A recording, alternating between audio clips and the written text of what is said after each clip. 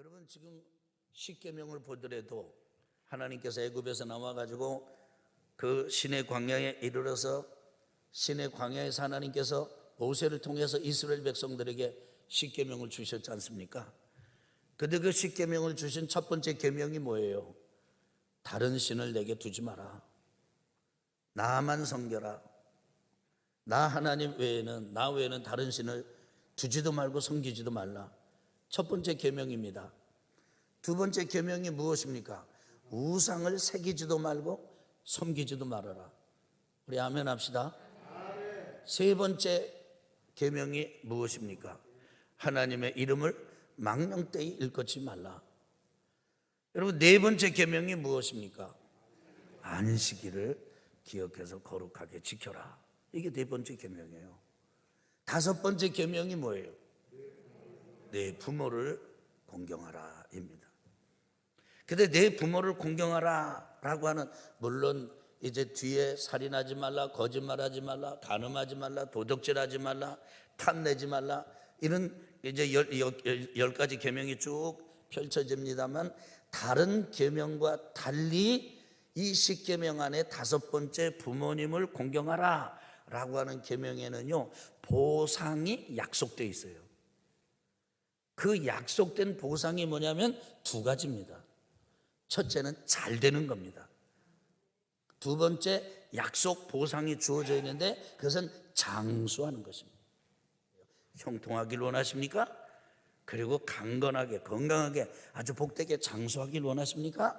자녀이십니까? 그렇다면 당연히 부모라면 하나님 잘 섬겨야 되고요. 그리고 자녀들이라면 그 부모님을 잘 섬겨야 됩니다. 아멘.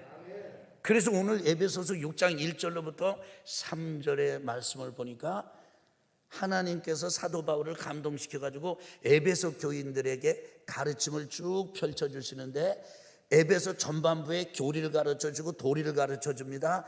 교회가 뭐냐? 성도가 뭐냐? 성도의 모임이 교회인데 성도는 뭐가 성도냐? 거듭남이 뭐냐? 교회가 뭐냐? 이렇게 가르쳐주고, 도리, 교리를 가르쳐주고, 그 다음에 이런 교리와 도리, 그 다음에 이 성도가 되고 교회가 되었다면 이제는 어떻게 살아야 되느냐? 에베소서 후반부에는 실천적인 적용, 실제 삶에서 어떻게 살아야 되는지를 가르쳐 주고 있습니다. 실천적인 적용, 가르침을 주시는 것 중에 아주 구체적인 게 세 가지가 나와요. 첫째는 그리스도인 남편과 아내가 어떻게 살아야 되는가? 두 번째로는 그리스도인 부모와 자녀가 어떤 관계를 가져야 되는가? 네 번째로는 그리스도인 노예와 상전은 어떤 관계를 가져야 되는가? 직장 상사와 직장 이 직원은 어떤 관계를 가져야 되는가? 이 세 가지를 가르쳐 주는데 그 중에 두 번째가 오늘 말씀의 주된 내용입니다. 부모님을 순종하고 부모님을 공경해라. 이것이 약속이 있는 계명이다.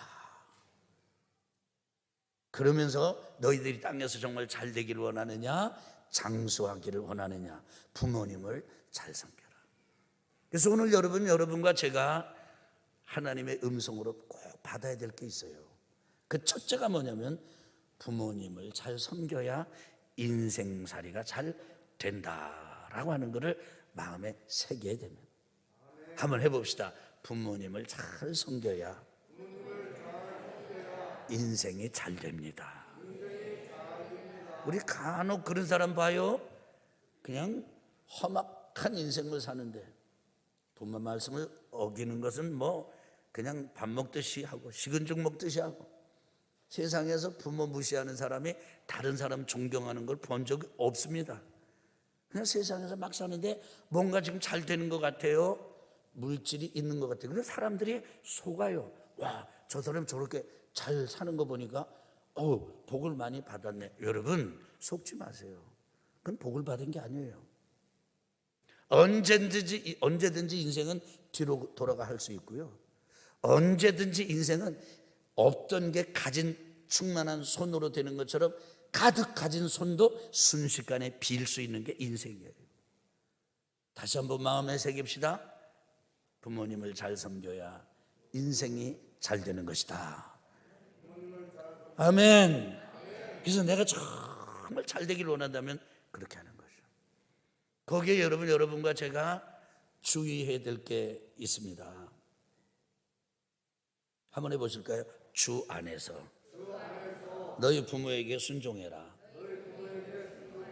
가끔 가다가 이 주 안에서 너희 부모에게 순종하라, 이 가르침을 부모가 믿음을 잘 이렇게 믿음을 가지고 신앙대로 가르치면 따르고, 그렇지 않으면 따르지 않아도 된다, 이렇게 아주 극단적으로 적용을 하는 분들이 있어요. 그런데 한번 따라합시다. 주 안에서 내 부모에게 순종해라. 이것은 부모님이 믿음 안에서, 그리스도 예수 안에서 자녀들을 대해야 된다고 하는 것도 가르치고 전제하지만, 동시에 그 부모가 어떤 분이라 할지라도 우리가 주 안에서 그 부모님을 순종하고 따라야 된다는 것도 가르쳐 주는 거죠. 더 결론적으로 말씀을 드리면 어떤 조건도 둬서는 안 된다는 거예요. 아버지가 이러면 내가 듣고요, 어머니가 이러면 내가 하고요, 그럴 수 없다는 거예요. 여러분, 믿지 않는 부모님들 그리고 믿는 자녀가 섬길 때 어려운 점이 많습니다. 여러 가지가 많지만은 그 중에 하나가 어떤 거예요? 또 교회 나가지 마라, 신앙 갖지 마라, 하나님 섬기지 마라, 이럴 때 어렵잖아요. 진짜 하나님의 거룩한 구원의 불도장이 꽉 찍힌 그 영혼은, 성령의 인을 침받은 영혼은 예수님을 주님으로 모시고 난 다음에 그걸 부인할 수가 없어요. 부정할 수가 없어요. 지워지지가 않는 거래요. 하나님을 아버지라고 부르는 걸 포기할 수가 없어요. 안 지워지는데 어떡합니까? 안 하려고 하는데도 거부할 수 없이 섬길 수밖에 없는 우리들의 삶이 다시 이렇게 믿음 안에 돌아오고 그런데 어떡합니까? 그러니까 우리는 어떤 거죠? 우리는 하나님을 섬기는 신앙의 도리도 우리는 포기할 수 없고, 그 다음에 그 신앙을 버려라 라고 하는 부모님도 포기할 수가 없는 거죠. 우리 아멘 합시다. 제일 쉬운 건 뭐예요? 제일 쉬운 거, 제가 이렇게 신앙생활하고 예수님 믿고 하나님 섬기는데 저보고 신앙을 포기하라뇨? 안 됩니다. 차라리 저는 부모님과 저 인연을 끊겠습니다, 이렇게 하는 건요 쉬운 거예요. 사람은 이거 어려워해요. 어떻게 부모하고 인연을 끊어? 여러분, 차라리 끊는 건 쉬운 거예요. 진짜 어려운 게 뭔지 아세요? 그 아버지와 어머니에게, 아버지 어머니 제 말씀 좀 잘 들어보세요. 저는요 예수님 이미 주님으로 모셔드렸어요. 그리고 하나님은 제 아버지세요. 육신에 부모님, 아버님, 어머니 계시고 제 영혼에 영원한 영생하신 하나님을 아버지로 모시기로 이미 결심했습니다. 이건 바꿀 수가 없습니다. 그러니 그렇다고 해서 저는 부모님도 버릴 수가 없습니다. 부모님도 제가 불순종할 수가 없습니다. 저는 부모님도 따라야 합니다. 저는 부모님도 섬기겠습니다. 제가 다른 거 다 할 테니까 단 한 가지, 그 말씀은 그만두시고 결론을 좀 한참 뒀다가 내려주시면 어떻겠습니까? 당장 지금 결론 말고 한번 지켜보시죠. 그러면서 부모님을 섬겨드리는 겁니다. 공경하는 거예요. 저는 부모님을 사랑합니다. 저는 부모님의 은혜를 잊을 수가 없습니다. 저는 아버지 어머니를 얼마나 사랑하는데요. 저는 우리 하나님을 버리는 걸 버릴 수 없는 것처럼 아버지 어머니를 버릴 수가 없어요. 아버지 어머니 지옥 갑니다. 예수님 믿으셔야 천국 갑니다. 근데 처음에는 미친 사람 취급하던 부모님이, 왜냐하면 부모님 입장에서는 미친 거거든 그게. 멀쩡하게 공부하고 멀쩡하게 제대로 잘하던 애가, 착실하던 애가, 말도 잘 듣고 그러던 애가 말이 안 통해. 어느 날부터 다른 건 괜찮아요. 그게 바뀌지가 않아요. 그런데 하루 이틀 1년 2년 지나고 나니까 그 부모님이 자기도 모르게 예배당 와서 앉아 있어. 그리고 그분이 세례받고 그 아버지가 집사님 되고 권사님 되시고 나중에 돌아가실 때 믿음 안에서 돌아가시고 그리고 아들한테 딸한테 고맙다고 그러고 돌아가시고. 여러분, 그러면 그 순간에 부모님을 우리가 뜻을 어긴 것 같아도 결국 길게 보면 부모님에게 효도한 거예요, 안 한 거예요? 그러니까 연을 끊는 것보다 그 부모님도 버리지 않고, 아니 버리질 못해. 따라해 볼까요? 또 한번 오늘. 주님, 저는 주님을 버릴 수 없는 것처럼 부모님도 버릴 수 없습니다. 아멘. 이렇게 부모님을 섬기는 삶을 순종과 공경이라고 그러는 거예요. 우리 아멘 합시다. 쉬운 게 아니에요. 쉬운 게 아니에요. 순종이라는 게 뭡니까? 보니까 그 사전적인 설명이 참 재미있어요. 그 설명이 좀 몇 가지가 나오더만요. 보니까 잘 듣고 따르는 것, 이것도 순종이라고 그러고요. 어떤 이 사전은 설명하기를 이렇게 설명을 했더라고요. 제가 그래서 오늘 그 금주에 강단 거기 실기를 그걸로 실어놨어요. 한번 해볼래요? 순순하게 복종하는 거. 그러니까 막 이런 게 아니고 순순하게 복종하는 게 순종이라는 거예요. 공경은 뭐냐니까 아주 공손하게 섬기는 거래요. 억지로 하는 게 아니고. 예를 들자면 부모님이 말씀하실 때 나 좀 듣기는 싫지만 내가 지금 억지로 듣습니다. 그러고 막 인상으로 이렇게 이런 게 아니고 그냥 공손하게 섬기는 거예요. 여러분, 인생 살고 보면요 단순해집니다. 그리고 얘기가 반복이 돼요. 왜냐하면 그게 깨달은 거거든. 그게 내가 살면서 겪은 얘기고 이래야 되겠거든요. 그러더라도 처음 듣는 것처럼 아버님 어머님 말씀하시옵소서. 그러셨군요. 이렇게 듣는 거, 이렇게 들어드리는 거, 그게 순종이고 공경이라고요. 여러분, 거기에 또 조건이 없어요. 주 안에서 너희 부모에게 순종하라. 그건 조건이 아니라니까요. 그건 조건이 아니라 부모님을 순종하고 공경하는 기본적인 그라운드, 그 기본적인 상황, 근본의 그 은혜의 뿌리, 이걸 언급하는 거라고요. 성경에 보니까 세상에 믿음 좋은 사람 할아버지가 있는데 노아 할아버지요. 사람들이 다 홍순한다 그러면 다 미쳤다 그러고 이럴 때 끊임없이 하나님의 말씀을 듣고 방주를 오랫동안 지은 사람이 노아입니다. 하나님이 방주로 들어가라 그러니까 가족들 데리고 들어갔어요. 그랬더니 방주의 뚜껑이 닫히고 이 땅에 대홍수가 났어요. 홍수가 마치고 다시 이 땅에 방주에서 나왔을 때 그 가족이 누구 때문에 살았습니까? 노아 아버지 때문에 사는 거죠. 믿음의 사람 때문에 사는 건 얼마나 훌륭해요. 방주에서 나온 다음에 노아가 직업을 택했는데 무슨 직업을 택했는지 아십니까? 농업을 택했습니다. 밭을 갈아가지고 포도 농사를 졌습니다. 어느 땐가는 이 노아 할아버지가, 노아 아버님이 그 포도로 이 술을 잘 빚으셔서 잡수시고 너무 즐거우셨어. 너무 취하셨어. 너무 자유를 얻으셨어. 그래가지고는 잠에 떨어지셨는데, 잠들었는데 아무도 안 입고 잠에 드신 거예요. 근데 노아의 아들이 셋이 있었어요. 몇이 있었어요? 셈이 있고 함이 있고 야벳이 있었어요. 창세기 9장에 보면 너무 재미난 모습이 나오는데 벌거벗고 술 잡수시고 잠드셨고 벌거벗은 채로 주무신다는 거. 셈, 함, 야벳 세 아들 중에 누가 제일 먼저 봤는지 아세요? 함이 제일 먼저 봤어요. 그리고는 가서 형제들한테 얘기를 하는 거예요. 아버지 잡수셨다. 아버지 주무신다.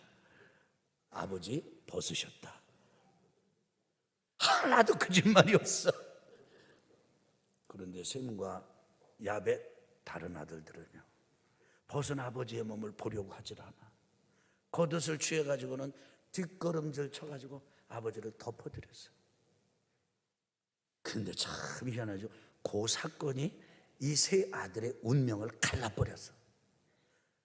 함은 저주를 받고 셈과 야벳은 하나님의 복을 받았습니다. 그 한 사건이에요. 여러분, 믿음의 조상 그러면 누굽니까? 아브라함입니다. 아브라함에게 하나님이 꿈을 주시고 비전을 주셨는데 보면, 야 아브라함은 저 하늘의 별을 봐라. 저 별과 같이 내 자손이 많을 것이다. 바다의 모래를 생각해 봐라. 모래보다도 내 후손이 많을 것이다. 그런데요, 웬걸 80이 되고 90이 되고 이래도요, 모래도 없고 별도 없어. 나이가 100세 되었을 때, 그때 간신히 태가 열려가지고 얻은 아들이 이삭이에요. 물론 그 안에 인간적인 방법으로 이스마엘도 얻긴 했습니다만 이삭 얘기를 지금 드리는 거예요. 어느 날 하나님이 아브라함을 찾아오셨습니다. 아브라함아, 너 나 믿니? 당연히 믿죠. 너 나 사랑하니? 예, 당연히 사랑합니다. 너 나 순종하냐 나한테? 하나님 무슨 말씀이세요? 순종하다마다요. 너 아들 있지? 예, 이삭이 있습니다. 너 그 아들 나한테 좀 바쳐라. 그런데 장소를 지명했지만 저 모리아 산으로 가가지고 제단 위에다가 나한테 내 아들을 좀 바쳐라. 이렇게 얘기합니다. 하나님이 아브라함을 점검하시는 거예요. 테스트하시는 거예요. 그러니까 아브라함이 아침에 일찍 일어나가지고 종 데리고 아들 데리고 장작을 미리 준비를 해가지고 출발을 합니다. 모리아산에 당도했을 때 종을 여기 있으라고 그러고 아들한테 장작을 지워가지고 올라갑니다. 불을 들고 갑니다. 그런데 아들이 물어요. 이삭이, 아버지, 불도 여기 있고 장작도 여기 있는데 재물은 어디 있습니까? 아버지의 마음은 누구를 지금 하는 거예요? 이삭을 제물로 바칠 참이요, 바치라는 명령을 받았어요. 그런데 아브라함이 이렇게 말합니다. 하나님이 준비하실 거야. 올라갑니다. 제단 위에다가 장작을 펼쳐 놓습니다. 아들 이삭을 묶어서 그 위에 얹어 놓습니다. 칼을 들여서 잡으려고 합니다.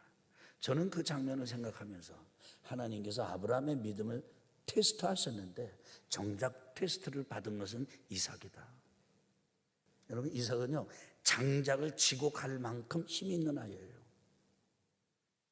그럼 자기 마음에 안 들고 아버지의 마음을 따를 수 없다 그러면 냈다 도망을 치면은 아버지가 따라잡기가 곤란한 연령이 이미 됐어요. 충분히 컸습니다. 아버지가 오버할 수 있는 나이가 아닌 거죠. 그런데 아버지의 손 아래 칼날 아래 목을 들이우고 묶는 대로 묶이고 올려내는 대로 옮기고. 한번 따라합시다. 부모님을 잘 섬겨야 인생이 잘 됩니다. 부모님을 섬기는 법은 순종과 공경입니다. 근데 이걸 이렇게 하려면요, 이렇게 순종하고 공경하고, 그 노아 얘기만 들어도 그렇고 아브라함 얘기만 들어도 그렇고 다 믿음이 쟁쟁한 조상들 아닙니까? 그런데 이 아이들이, 자녀들이 그런 상황에서 순종하고 공경할 수 있는 길은 뭐겠어요? 여러 가지 말을 할 수 있을 것입니다. 그런데 저는 그 중에서 한 가지가 제 마음에 와 닿았습니다. 아버지와 어머니의 노고를 알면, 감각하면, 체득하면 순종하고 공경할 수가 있습니다. 전 철이 없을 때는요, 어머님에 대해서 겉으로 말은 못했지만 속으로는 아주 야속한 게 많이 있었습니다. 그런데 결혼해가지고 아내가 이제 첫 애를 낳는 장면을 아주 적나라하게 지켜봤습니다. 근데 그 장면은 사투 그 자체였습니다. 목숨을 건 거였어요. 어미가 목숨을 걸지 않으면 도저히 할 수 없는 일이 아기 낳는 거라는 걸 제가 알게 됐어요. 그때 아내가 안쓰럽기도 했지만은 제일 죄송스러운 게 어머니께 죄송스럽더라고요. 아이고, 우리 어머니도 이렇게 나를 낳으신 거구나. 나 그때가 알았어요. 아휴, 진짜 그때 비로소 철이 들었습니다. 아버지는 어떻습니까? 어릴 때 아버지가 그냥 무지막지하게 흔들리시더라고요. 그냥 경로하셔. 신문 가끔 보면은 뭐 대통령이 경로했다는 얘기를 내가 몇 번 읽었는데, 그때 난 그 생각이 자꾸 옛날에 우리 아버지 경로하셔. 때로는 뒤에서 걸어가시는 아버지의 뒷모습을 보면 흔들리시고 휘청거리시고, 그게 너무 야속했어요. 너무 힘들었어요.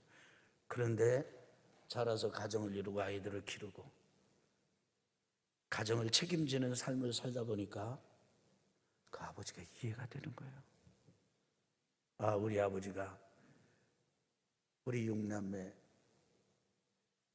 이런 식구들을 데리고 거느리고 맨 앞장서서 부양하고 책임지려고 하다 보니 그 부담감, 그 무게, 책임감, 이것 때문에 매우 무거운 삶을 사셨구나. 그래서 아버지가 이렇게 늘 흔들리셨던 거로구나. 보니까 아버님 하시는 말씀 중에 그런 게 있었어요. 제가 뭐라고 좀 하면, 우리가 어떻게 좀 어디가 이렇게 좀 다쳐가지고 온다든지, 그러면 뭐가 조금 아픈다든지 그러면은 그런 얘기를 하시더라고요. 아유, 내가 죄가 많다. 나 때문에 네가 이런 거를 고생하는 것 같다. 그 가끔 또 그러잖아요. 어머니가 옆에서 좀 또 이렇게 양념을 넣으시지 않습니까? 당신이 그래가지고 얘가 이렇다고. 근데 저희 아버지가 부정하지 않으시더라고요. 그런데 제가 아이들을 기르면서 보니까, 목회를 하면서 보니까, 부족하지만 영적 아비의 역할, 직위를 감당하다 보니까 가족들이, 자녀들이, 혹은 성도들이 조금만 다 내가 뭘 잘못해가지고 그런 줄, 그렇게 되는 것처럼 생각이 들어요. 너무 죄송스럽고 어떤 무한 책임감, 이런 게 시달릴 때가 많습니다. 그러면서 우리 아버지도 그랬구나. 아버지의 노고와 그리고 어머니의 그 고통을 요만큼 설명한다고 해서 이게 다 이해가 된 건가요? 아니죠. 그래도 이렇게 알고 나니까 아쉬움이 큽니다. 내가 그때 어릴 때 지금 하는 것처럼 알았더라면, 내가 조금 더 부모님에게 효도했더라면 하는 아쉬움이 여전히 크지만, 그럼에도 불구하고 그렇지, 내가 부족하지만 그래도 아버님, 어머님을 섬길 수 있었던 것은, 아내가 아이 낳는 걸 보면서 어머니가 나를 이렇게 낳으셨구나, 내가 살면서 아버지가 이렇게 힘드셨던 거로구나 경험하면서 알게 된 하나님의 은혜였습니다. 사랑하는 성도 여러분, 출애굽기 묵상하다가 대제사장이 입는 옷 보니까 여기 에봇이 있고 흉패가 있고, 그 다음에 겉옷이 있고 속옷이 있고, 또 관이 있고 여호와께 성결이라고 하는 그런 걸 써붙이고, 이런 대제사장의 의복 장면을 묵상하다가 하나님의 음성을 들었습니다. 옷 잘 입고 다녀라. 옷 잘 입고 다녀. 하나님께서 저에게 하시는 생생한 음성을 들었어요. 왜냐하면 저는 대제사장 그 예복이 너무 부담스러웠어요. 하나님께서 저에게 아버지의 마음을 구할 때 옷 잘 입고 다녀라. 옷 잘 입고 다녀.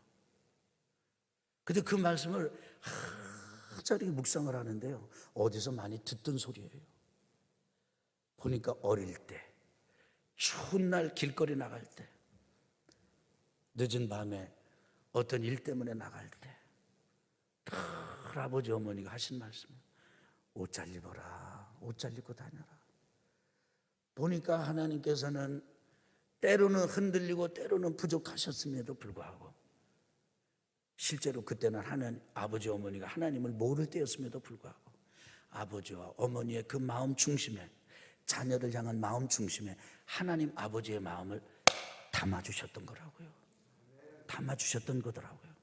그때 내가 깨달았어요. 이거 어디서 내가 많이 듣던 소리인데, 우리 아버지 우리 어머니가 나에게 하신 말씀인데, 이게 하나님의 말씀이었구나 깨달으면서 뜨거운 아침 시간을 보낸 적이 있습니다. 사랑하는 성도 여러분, 우리 부모님 순종합시다. 그리고 공경합시다. 이해가 안 되십니까? 그냥 순종하고 봅시다. 이해가 안 되십니까? 그냥 공경하고 봅시다. 그러면 하나님 아시고 우리 주님 아시고 잘 되도록, 형통하도록 인도하실 것을 믿습니다.